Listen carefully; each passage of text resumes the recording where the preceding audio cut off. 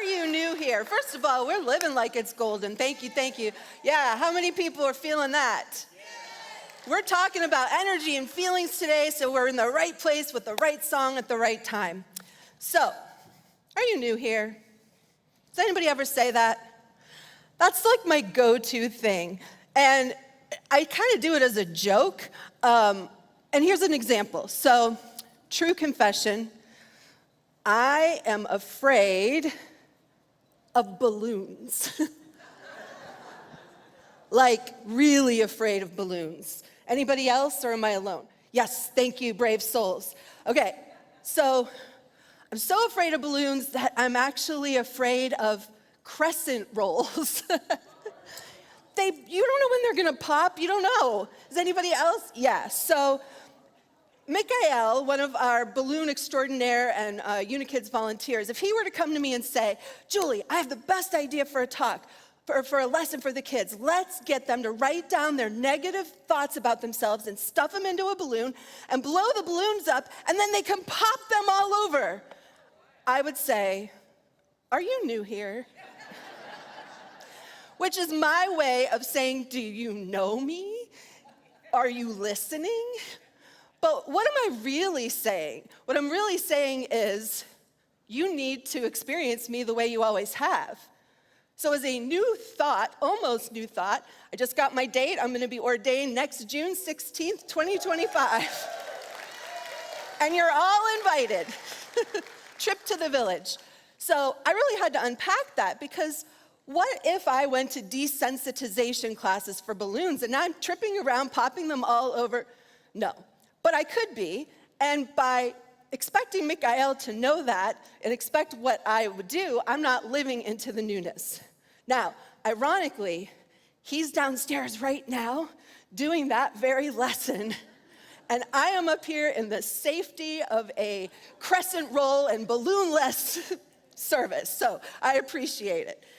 So today we're going to talk about manifestation and energy and feelings. So my small group has been talking a lot about manifestation. My friend Andrea over there, we love to compare synchronicities. That's a whole other talk, but I love those like God winks and those nudges. And so we'll be like, I saw a sign, I saw a sign, I saw a hawk, all these things that we're manifesting. And so she was like, you need to do a talk about being new, since I say it all the time. And I was telling her one of my most profound manifestation stories. About 10 or 12 years ago, I was working at Kennesaw State University, and one of the gentlemen I worked with was an atheist, and he was making fun of the law of attraction and manifestation and religion in general, and I decided I was going to prove that it works. Now, I said to him, it's not a magic wand, it's about acting as if. And so I thought, I'm going to play a game. I'm going to go to California for free. Now, there was a music conference, so I had a thing to go to, but I was going to go for free. Now, the beginning of the manifestation wasn't that difficult, because I knew somebody that was going, so I could stay with her. And Faith Rivera was performing, and she's a friend of mine, so I got into the conference for free, still acting as if I'm going. So I would go around, and people would say, what are you doing for the summer? And I'd say, oh, I'm going to California. And my mom would be like, why are you saying that? And so we came to church one day, and I was a dog sitter for a woman that used to be at the church, and I never saw her, because if I was at her house, she was not. And she happened to be at church, and I said, oh, hey, how are you doing? She goes, well, what are you doing for the summer?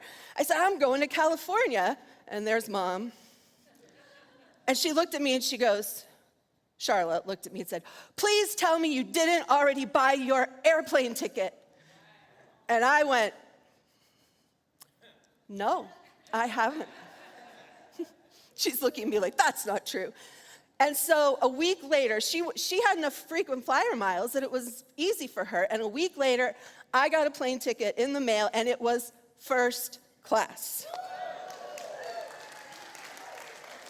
Now, fast forward, last month, I want to go to see Taylor Swift.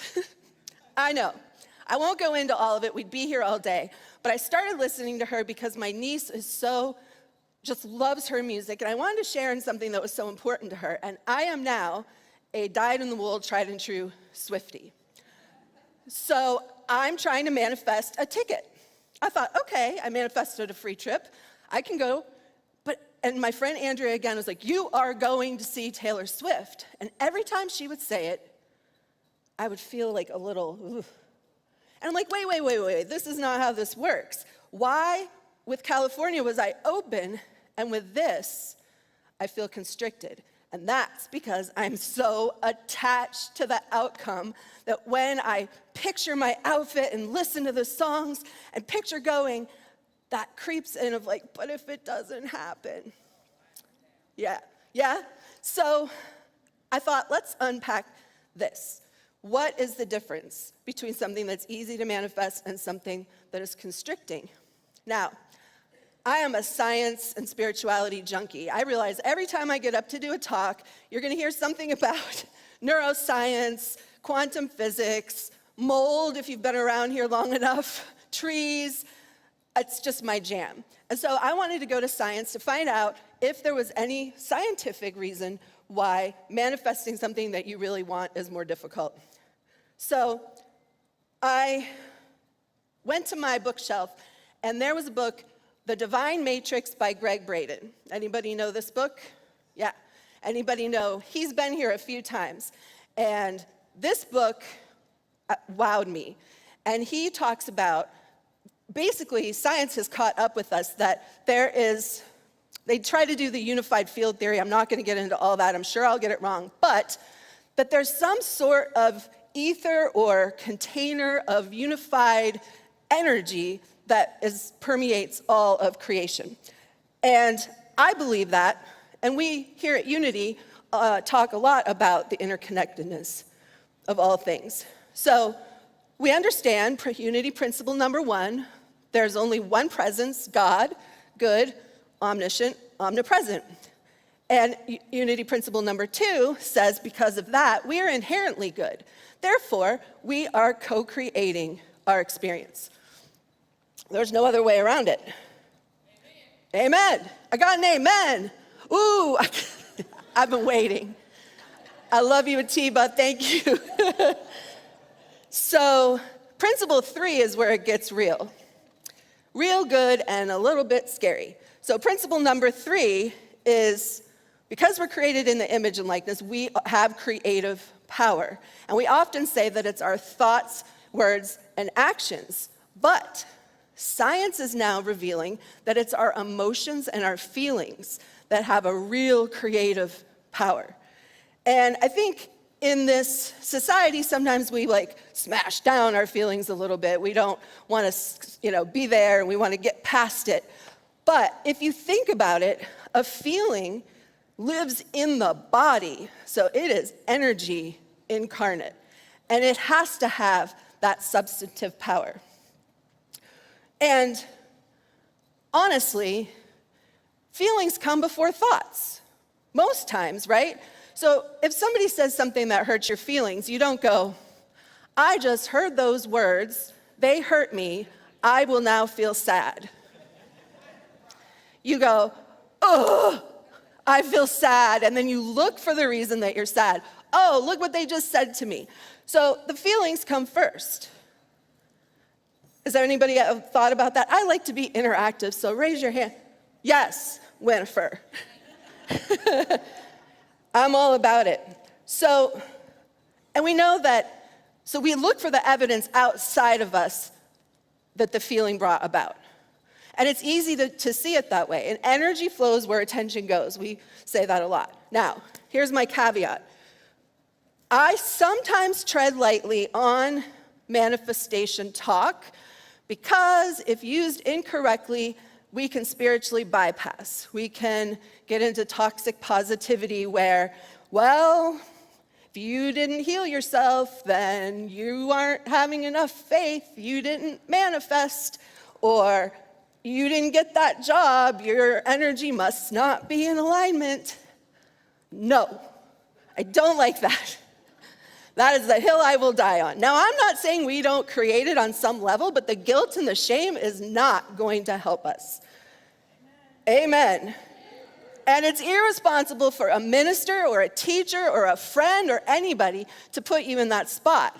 And when I was navigating my journey with cancer, I will admit there were some people who said, hey, what'd you do to get cancer? Now, they were well-meaning, they were in metaphysics, but that can be very destructive to somebody who doesn't understand it. And for me, I would say that on some level, my soul might have chosen it, and it has provided me a lot of blessings. But there are bad things that happen, challenging things. And to deny that is bypassing the whole thing. And I know there are people in this congregation right now that are dealing with stuff. Actually, everyone's dealing with something. Our country is dealing with something. Our world is dealing with something. Amen. So, how do we manifest and not go into bypass? Well, we live into the feelings.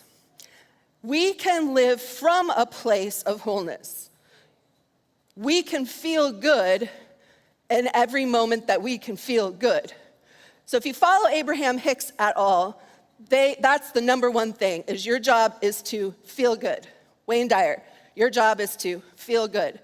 So if anything unlike love or fear, anything unlike love comes up, like fear, anger, you immediately go, squirrel, which I've talked about before, that dog, and you just pattern interrupt, just for 1 second, and that raises your vibration again.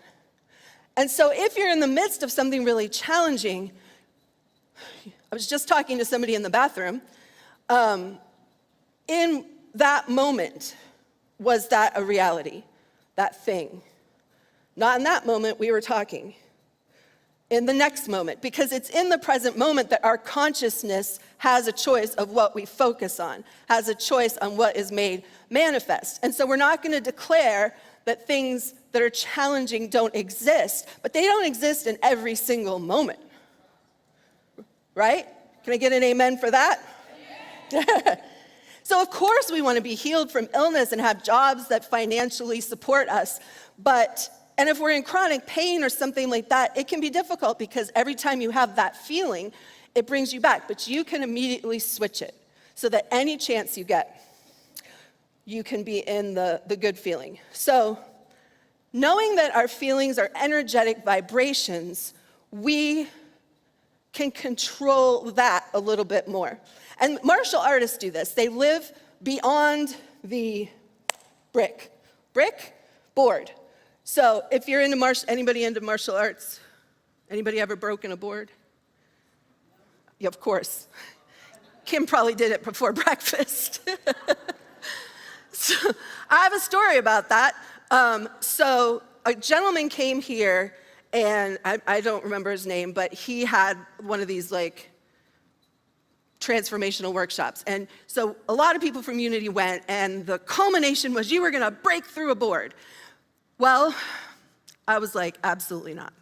I immediately went into fear. I was like, I'm gonna be embarrassed. I can't do this.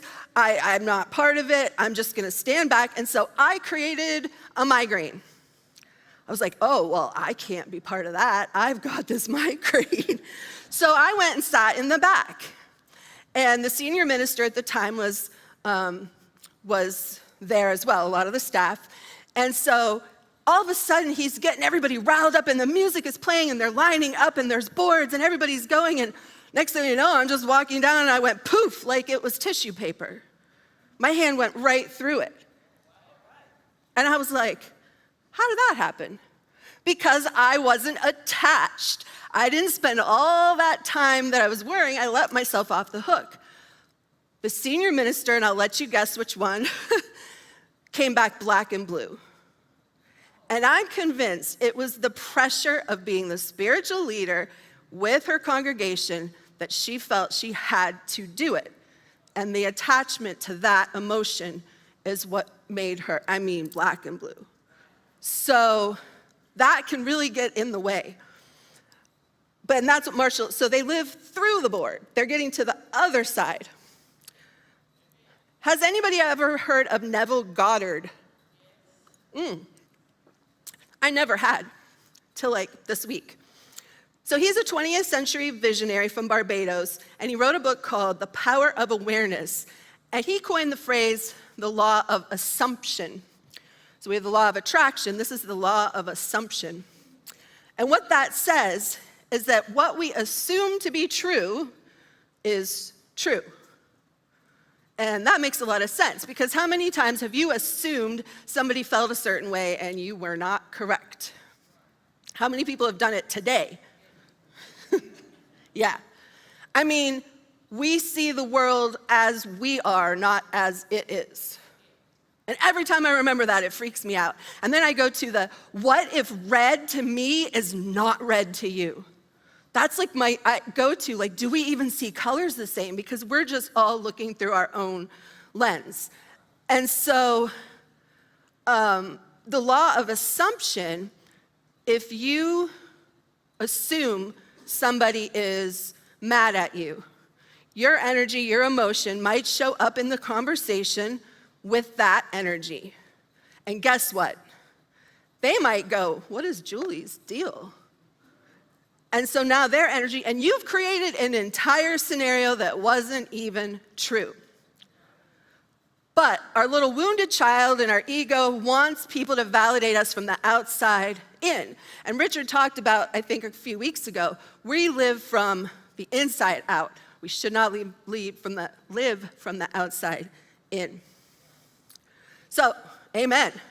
So I had a boss, an example of this. I had a boss when I worked for Walden Books. She scared the you-know-what out of me. So intimidating. And I was like, she hates me. My store doesn't look right. My numbers aren't good. All the things. And it seemed that way. My friend had the same boss, same stores, same numbers. Actually, her numbers were less than mine. Her store was kind of messy. And she walked in as if that boss loved her. And she did. So I was like, this was when I was in my 30s. I'm like, there's something to acting as if. And so what's the one way we can do that? Our power of imagination. How many people had great imagination when they were a kid, or an imaginary friend? Anybody have an imaginary friend? Yeah. Anybody still have an imaginary friend? Does your imaginary friend break boards? Yeah. I believe my imaginary friend was named Jennifer, and I'm not sure if I'm telling the story right, because you remember things, but I think I used to feed her ice cubes, Mom's shaking her head, ice cubes in the closet, and because they vanished the next day, she had been thirsty. I don't know if I put food in there, but kids have such a wonderful imagination, and I think it's why they want everything they see in a store, because there's no limits. If they could create it, it should just come to them. But we have the power to do that as well, and that's how we shift our feelings.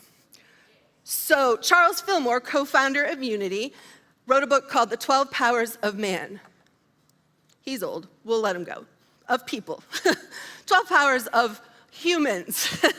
And there are 12 faculties that, when working together, help us rise to our Christ consciousness. And imagination is one of them. And so you not compare, but can pair them together. So if you do imagination with faith, that's sort of the secret, I think, to manifestation, because you're imagining the end goal and you have the faith, but the release, which is also another one, releases you from the attachment. And that is the thing I have not figured out. So if you thought you were coming to have somebody figure something out, I'm sorry, and we will refund you at the door.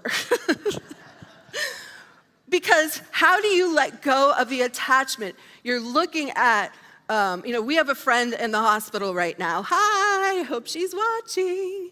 We love you, Mary Warren. How can we look at Mary Warren and not say, I want her hip to be better? Of course we're gonna do that. And that is where that constriction can come. So what the divine matrix and the physicists say is you think about, in this case, Mary, in her absolute best and highest. We're not denying that she's not in the hospital and she didn't break her hip. But when we bring her to mind, we bring her to mind laughing, doing a jig, getting into the feeling, and the feeling goes out ahead of us. That might be the answer. What do you think? Yeah. Does anybody have a story? A short story? Too long. Well, feel free to jump on Facebook and post your awesome manifestation stories, because at first service, it's very conversational. So they were lots of cool things. And you guys online, put it in the comments. And that also gets us into the feelings of what's possible. So even with the things that are in our face, what can we do to get in the feeling? Well, there's 4 steps to cultivating imagination.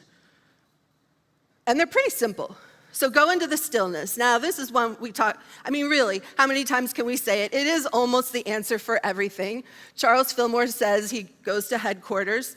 Jesus used to take himself out into the mountain to get still. And unity principle number 4, prayer and meditation. And so going into the stillness is the way to do it. Be still and know that I am God. But then we bring ourselves to the present moment. And the present moment is the only place that could be considered real, because the past is gone and the future is imagined. And so the present moment is where we have the power to shift to a new thought, where we get to be new here. And so that present moment with the stillness is really the recipe for success. And it's where we can confront our assumptions. So are we new here? Yes. So if we're this is the part where, follow me, I hope it makes sense, but it was a little bit of a shift of a new way to look at things. If we're part of the divine matrix, right, and we're part of the ether and God and all of that, then sometimes I think we will try to get away from our humanity. In other words, we're spiritual beings having a human experience, yes, but I've been lots of times thought, oh, there goes human Julie again. Let me get away from her and go back to spiritual Julie. But that's not how it works, because God cannot change. God is immutable. So every one of our divinity, of us in this room, of everywhere, everyone, is the same. You can't be a different God or a different divine spark than I am. Where the point of power is our humanness. We get to demonstrate that level of divinity. And so, yeah, maybe if you're having a day where you don't even remember that you're on a spiritual path and you think everyone is against you. I've never done that. Anybody that knows me is like, are you new here? They can use it against me, right? When you're having one of those days, bask in your humanness, because you get a choice to shift it. And by being in the matrix, in the divine matrix, what we're creating, we need to be in the world. So yes, I know Jesus was in the world, but not of the world. But I'm trying on for size that we're both. I am in the world, and on some level, I'm of the world. And if I'm trying to shift something in the world, I have to be in it, right? And then it goes back to attachment. So that's the part that we can get rid of. So in the silence, there's something called open focus. And it's a stress relief technique.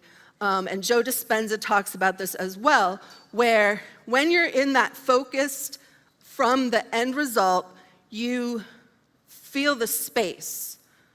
So if you're in meditation, you feel your thought and your essence moving out. So that brings you into the matrix, not takes you out of it. And so I encourage you to give that a try on and see if that works. I've done it a couple times, and it did make me feel more connected. So then we go from the point of what we love. So you need a job, you're looking at your bank account, so you don't, yes, you apply for the jobs. Most jobs aren't gonna fall in your lap, although sometimes they do. So you apply for the job, but then you get into the feeling of what a job would be for you, not that job.